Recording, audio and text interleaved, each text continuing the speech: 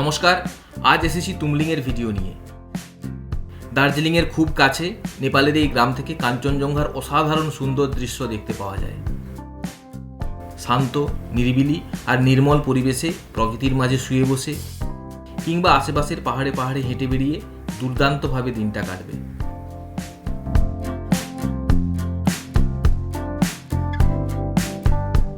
প্রথম দিন এসে আমরা ছিলাম সীমানাতে।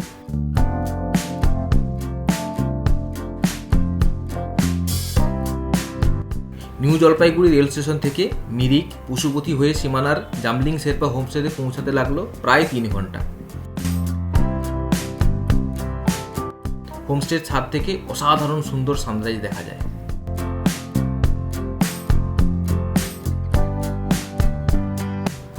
জামলিং হোমস্টে থেকে সান্দাকফু বাদে আমাদের যাতায়াতের সমস্ত গাড়ির ব্যবস্থা হয়েছিল।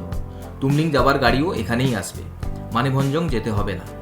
তবে যাবার পথে মানেভঞ্জংয়ে নেমে আধার কার্ডের জেরক্স আর ফটো দিয়ে নাম নথিভুক্ত করতে হবে। বন দপ্তরের খাতাতেও এন্ট্রি করতে হবে। আমাদের গাড়ি এখন লোড হচ্ছে। হোমস্টের পাশ থেকেই এই রাস্তাটা চলে গেছে মানেভঞ্জংয়ের দিকে।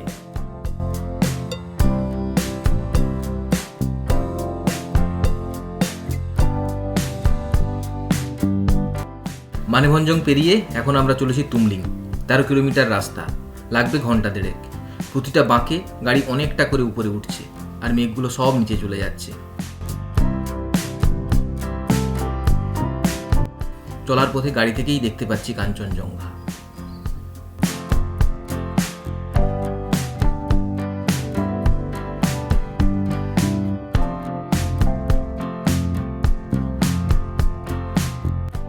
এটা টংলুর ভিউ পয়েন্ট, রাস্তার পাশেই।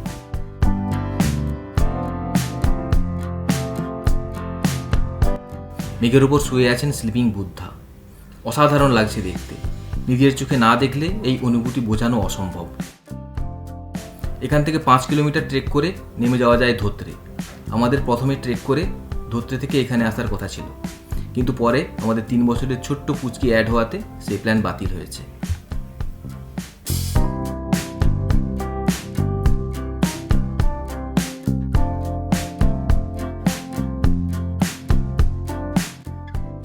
টংলু থেকে তুমলিং মাত্র 1.5 কিলোমিটার। চলে এসেছি প্রায়। ওই দূরে তুমলিংয়ের ঘরবাড়ি দেখা যাচ্ছে। এই রাস্তা চলে গেছে পশ্চিমবঙ্গের উচ্চতম শৃঙ্গ সান্দাকফুতে, তারপর সেখান থেকে ফালুট।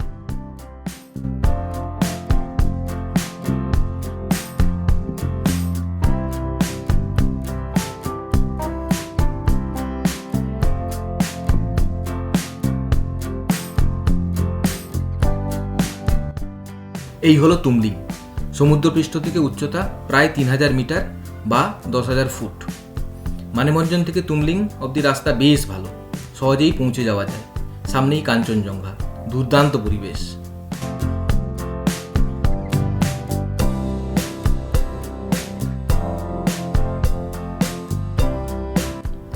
আজ আর কাল আমরা থাকবো শিখর লজে। এখন প্রায় 11:30 বাজে।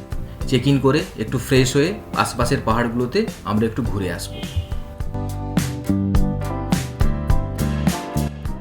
এই হলো শিখর লজ, মূল রাস্তা থেকে একটু নিচে। এখান থেকে কাঞ্চনজঙ্ঘা দেখা যায় না, তবে এদিকের ভ্যালিটা বেশ ভালো লাগে দেখতে।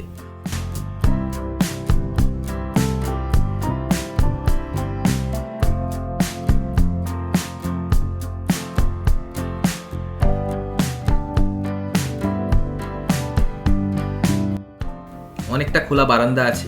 বাচ্চাদের বেশ ভালো লেগেছে লজটা। এখন জানুয়ারি মাস, ভরা শীত, লোকজনের ভিড় কম, ভাড়াও কম। 4 বেলা খাওয়া দাওয়া নিয়ে 1300 টাকা পার হেড। গরমকালের পিক সিজনে এটাই 1700 থেকে 2000 চার্জ করে। চাইলে একদিনেই নিউ জলপাইগুড়ি বা বাগডোগরা থেকে এখানে আসা যায়। মানেভঞ্জং 1:30টার মধ্যে পৌঁছে পারমিট নিতে হবে। 5 থেকে 6 ঘন্টা লাগবে আসতে। তবে উচ্চতার সঙ্গে মানিয়ে নিতে একটু কষ্ট হতে পারে। সঙ্গে ছোট বাচ্চা থাকলে সমস্যা বেশি হতে পারে। তাই সোজা এখানে না আসাই ভালো। সীমানা বা দার্জিলিংয়ের মতো কিছুটা কম উচ্চতায় অন্তত 1 রাত কাটিয়ে আসা ভালো।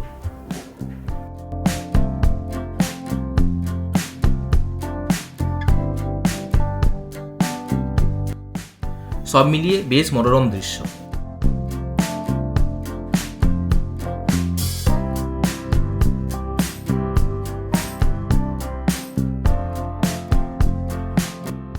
সামনের ওই রাস্তা ধরে একটু আগে মানেভঞ্জন থেকে তুমলিং এসেছি আমরা।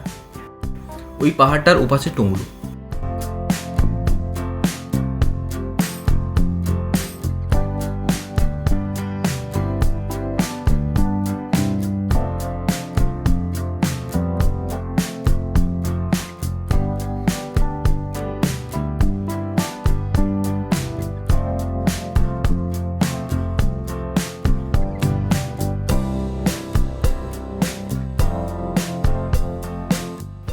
সামনের ওই পাহাড় চূড়োতে ওঠা আমাদের লক্ষ্য। বাচ্চারা সব থেকে বেশি এনজয় করছে, ওরাই লিড করছে আমাদের। এটা অনেকটা চড়াই।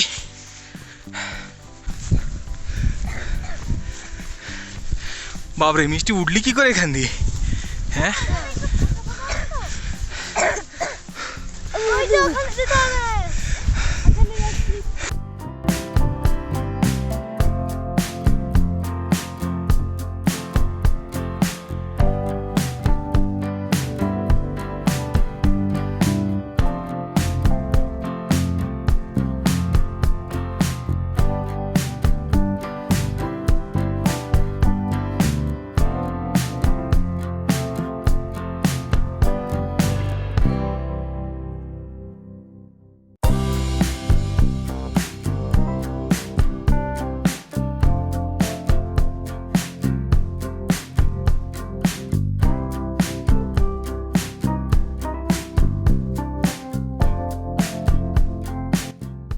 আমরা যাবার আগেই বাচ্চারা ওই পাহাড় চূড়ায় গিয়ে বসে আছে।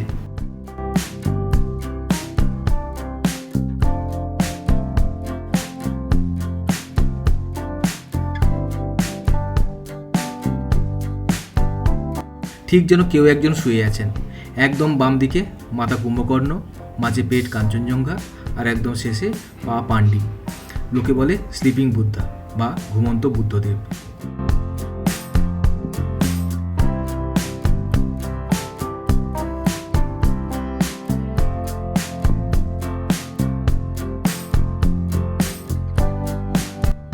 এবার এখানে একটু বিশ্রাম করে আমরা হোমস্টেতে ফিরবো। হাঁটাহাঁটি করে সবার খিদে পেয়ে গেছে। খেয়ে দিয়ে আবার বেরোবো আমরা। তবে এদিকে আসবো না, ওই সামনের দিকে যাব।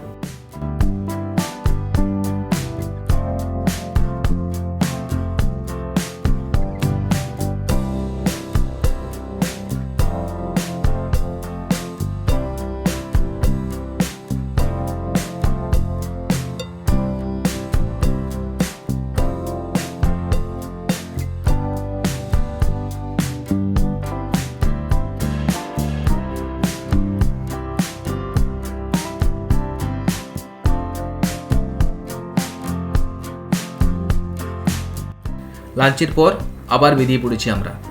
এবার টুংলুর দিকে হাঁটা দিয়েছি। একটা উঁচু পাহাড় চূড়া দখল করে জাঁকিয়ে বসবো। আজ সারাদিন আমরা কাঞ্চনজঙ্ঘা দেখছি। পুরো দিন জুড়ে এরকম মেঘমুক্ত নীল আকাশ সাধারণত দেখা যায় না। আজ আমরা ভীষণ লাকি। সূর্যাস্ত দেখে একেবারে হোমস্টেতে ফিরব।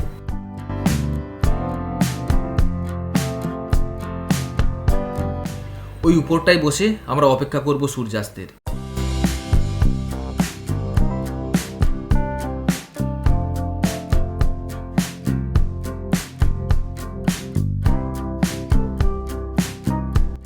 যত সন্ধে এগিয়ে আসছে ঠান্ডাও বাড়ছে পাল্লা দিয়ে। সেই সঙ্গে কাঞ্চনজঙ্ঘার দিক থেকে ধেয়ে আসছে কনকনে ঠান্ডা ঝোড়ো হাওয়া। তাই বাধ্য হয়ে সবাই কাঞ্চনজঙ্ঘার দিকে পিঠ করে বসেছে।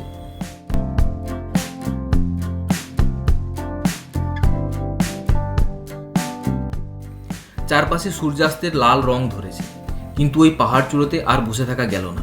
ভীষণ ঠান্ডা। তাই হাওয়া থেকে বাঁচতে পাহাড়ের উল্টো দিকের ঢালে আশ্রয় নিয়েছে সবাই।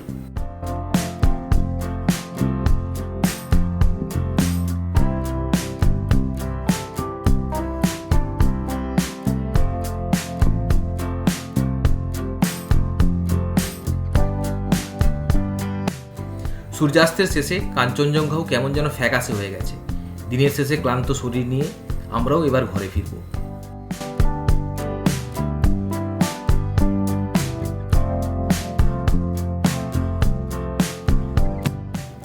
আজও দিনটা ভালোই রোদ ঝলমলে। সকালে সুন্দর সূর্যোদয় দেখলাম কাঞ্চনজঙ্ঘার উপর। তাই আশা করা যায় আজও আবহাওয়া ভালোই থাকবে। এখন ব্রেকফাস্টের পর চলেছি সান্দাকফু। তুমলিং থেকে দূরত্ব মাত্র 17 কিলোমিটার। সান্দাকফু দেখে আবার ফিরে আসবো তুমলিং। এই ঠান্ডায় ছোট বাচ্চা নিয়ে সান্দাকফুর মতো উঁচু জায়গায় রাত কাটানো নিরাপদ নয়।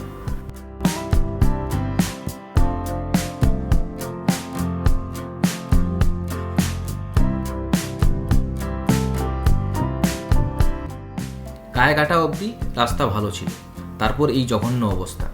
এর আগে আমি 2 বার সান্দাকফু গিয়েছি, একবার ট্রেক করে আর গত বছর এপ্রিল মাসে গাড়িতে। তখন রাস্তা এত খারাপ ছিল না। গত বর্ষায় সম্ভবত এই হাল হয়েছে।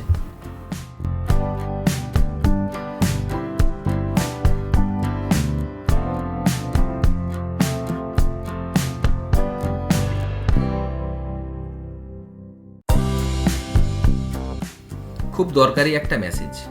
এই বোর্ড কিন্তু ঢোকার সময় চোখে পড়েনি, কারণ সান্দাকফু আসার মূল রাস্তাটা ভেঙে গেছে। তাই উল্টো দিক থেকে সান্দাইজ হোটেলের পাশ দিয়ে নেপাল সাইড থেকে ঢুকেছি আমরা। কায়কাটা থেকে 10 কিলোমিটার রাস্তা আসতে লাগলো প্রায় 2 ঘন্টা। বিকেভঞ্জন থেকে রাস্তাটা পুরোটাই রোমহর্ষক। এবার এই টিলাটার উপর উঠব। উপর থেকে সান্দাকফুর পুরোটা দেখা যায়।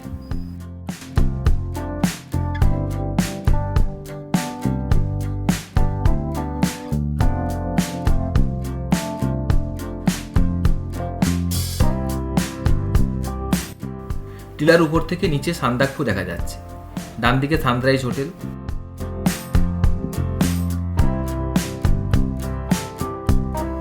কাঞ্চনজঙ্ঘা ধীরে ধীরে মেঘের আড়ালে হারিয়ে যাচ্ছে। তবে লাকিলি এভারেস্টের দিকটা এখনো পরিষ্কার। এই মুহূর্তে পৃথিবীর প্রথম 5টা উচ্চতম শৃঙ্গের 4টি দৃশ্যমান।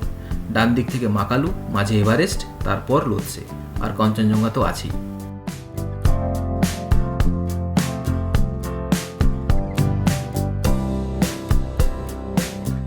দেখতে দেখতে এভারেস্ট, কাঞ্চনজঙ্ঘা সহ সমস্ত পর্বতশৃঙ্গ মেঘের আড়ালে চলে গেছে। আমরাও এবার ফেরা শুরু করব। একটা দরকারি কথা বলি, মানেভঞ্জনে ল্যান্ড রোভার অ্যাসোসিয়েশন থেকে গাড়ির যে পারমিট দেবে সেটা নিজের কাছে রাখবেন। গৈরিবাসে চেকিং হয়। গতকাল আমাদের তুমলিংয়ে আসার আর আজকে সান্দাকফু আসার গাড়ি দুটো আলাদা ছিল। আমাদের পারমিট অন্য ড্রাইভারের কাছে থেকে যাওয়ায় আমাদের অকারণে প্রায় 1 ঘন্টা গৈরিবাসে অপেক্ষা করতে হয়েছে।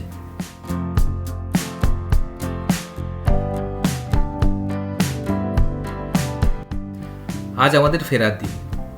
এখান থেকে প্রথমে যাব মানেভঞ্জন, তারপর সেখান থেকে অন্য গাড়ি আমাদের নিয়ে যাবে নিউ জলপাইগুড়ি।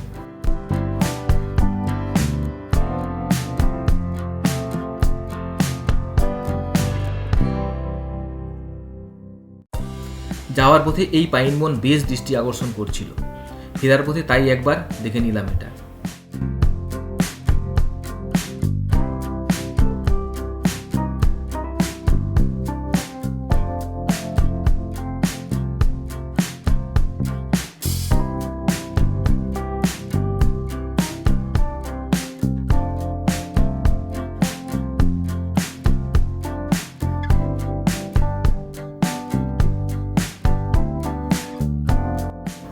এই হলো গোপালধারা টি এস্টেট। এদিকে এলে এখান থেকেই চা কিনি। এবারেও এখান থেকে অনেকগুলো চায়ের প্যাকেট নিয়ে যাব আত্মীয় স্বজনদের জন্য।